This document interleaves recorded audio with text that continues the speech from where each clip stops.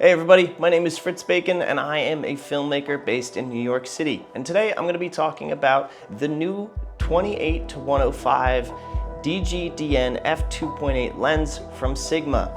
Now, let's just jump right in and talk about the build quality first. Similar to the recent lenses that Sigma has been releasing, we will see a similar layout with a D-clicked aperture option, zoom, and aperture lock. Now, I do love the range that this lens offers. The 28-105 is perfect for everything from landscapes to portraits, and it's actually a very nostalgic range for me, as one of the first nice lenses I bought about 10 years ago was a 24-105, and I shot everything on it, and it was sort of the backbone of my career. So to test this lens, I took it on 3 different shoots to see how it would perform in landscapes, portraits, and sort of an action setting. Let's start with portraits. I met up with my friend Chloe around Blue Hour, right on the water, and I was really pumped with the difference in shots I was able to get while preserving that range with the f2.8 aperture. I was also pleased to see that the minimal focus distance was really short,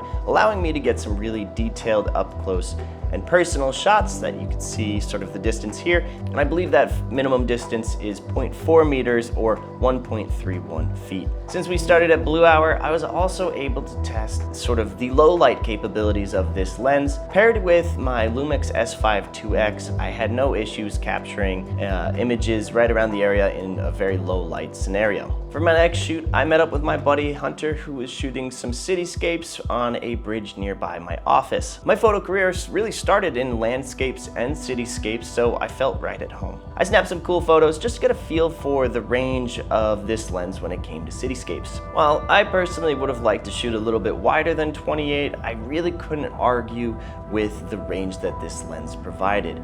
The other thing is I didn't have to swap lenses at all, and that's really nice for how I like to work, especially when I'm out and about in the city, jetting from one location to another. One thing I did notice while shooting with this lens was as the light would reflect off the water into the lens, we got this weird purple hue in the viewfinder, and hopefully you can see sort of what I'm talking about here, but it didn't present itself in the final images, which was good, and I'm not really sure what it was. I couldn't figure it out. It wasn't a setting, and I didn't see it in any of the other tests, but I did think it was worth noting. And for my final shoot, I headed over to our local track. I'm here with my buddy Anton. Anton is a fantastic runner, and so we are going to shoot some athletic photos, both strobed and then unstrobed, and show off a few different techniques that we can use with the range of the 28-105. So the goal of this test was to get a little bit more experimental with it. Now, I strobe a lot of my commercial work and some of my more artistic photos, and that's sort of what I was trying to imitate with these shots. I wanted to go for more of a distinct look that you might see in sort of an athletic portrait. I liked shooting these portraits from a wide angle perspective, as I was able to get closer to Anton physically, and which then allowed me to hold my strobe and get this dramatic lighting on him that I might not have been able to pull off with a tighter zoom, and I would have had to get a stand. So it was so nice to be able to be very close with my subject, the light very close on him, and being able to position that light in a way that didn't reflect off of his sunglasses, which happened in a few images. I'll show those here. I just don't love glare in sunglasses, so by being able to be super close in proximity to my subject, I was able to sort of push that light back and only have it strike him from the side. Once I was happy with those images, I slapped an ND on the front of the lens, as what I wanted to do was show off how fast Anton was when he was running and really add a sense of motion to the images. But I also wanted to keep the aperture open, so the ND filter allowed me to keep the aperture wide open at f2.8 while also slowing down my shutter to, I believe it was around 1/15, which while panning at the sort of maximum range on the focal length would get me these really cool, almost whip pan images that really showed off speed and made it look like Anton was flying down the track. For most of these tests, I shot stills. Now, as I said before, this was a very nostalgic lens for me.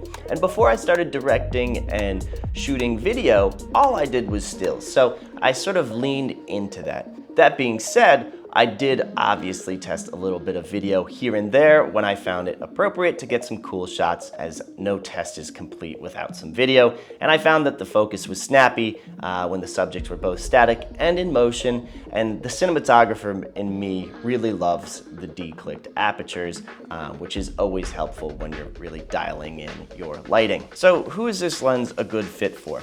I really think it's a great lens for a scenario where you can only bring one lens. Maybe you're traveling or you only have budget to upgrade into one lens that you want to cover a wide variety of scenarios. It's not too heavy and it's not too large, and honestly, for the range and the aperture, I expected a much bigger lens. In my mind, this would be a fantastic travel lens, but it really does fit in this sort of category of a multi-purpose lens. In my test, I found that I liked results at every focal range, and while I might prefer something like an 18mm for wide or even 200 for portraits, there is no arguing that this range is super hard to pass up, and it really just got me everything I needed. It's perfect for those kind of shoots where you might not know every variable that you might run into, and a wide range would allow you to get the best final shot, all while maintaining the sharpness and colors that you expect from Sigma.